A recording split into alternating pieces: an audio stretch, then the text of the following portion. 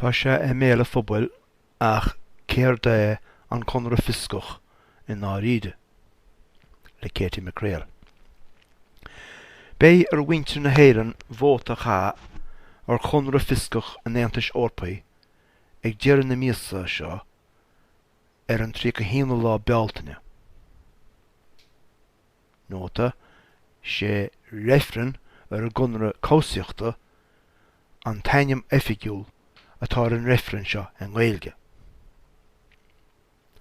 Tá an rialtas agus fianna fáil ag gíre go bhóthalamis tá agus tá sin héin agus comhaontas na cléaontaí ag gíre go bhóthalamis níl.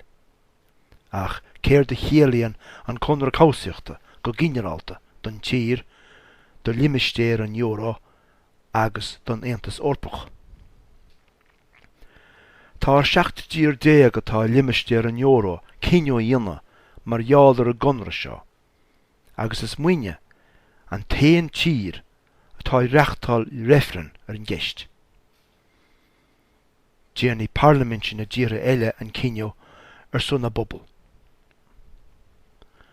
Bhfuil an tardaine do rialtas na héireann gur cheart Reifreann a bheith hain taisc go náróid an conra seo cospóid agus spreochanna an Aontais Orpaí a deir an Comisiún Reifreann. Gluite Reifreann ar bhóta áróid bunreacht na tíre agus áróid an conra fiscoch bunreacht na héireann. Má ghlachan rá hir déag as an 7 déag atá limistéir an euro leis an gunra bé siad an nán chur bhéim. Mar an ghlachamid leis an gunra bé muid fós an Aontas Orpach agus bé muid fós i gcóras an euro. Níl baint ag go gunra seo leis an Aontas Orpach, baineann sé le limistéir an euro a bháin. An conra fiscoch.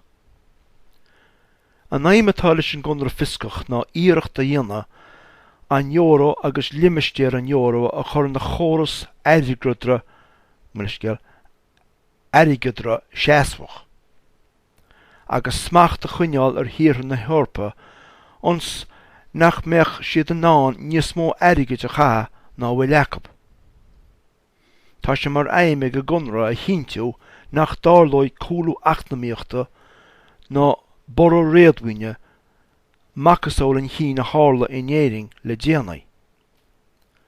Déanaar é sin le rialdacha nuaich ar a bhéim, a bheith mar chuid go líchan na díre a ghlachan leis an gunra seo amach.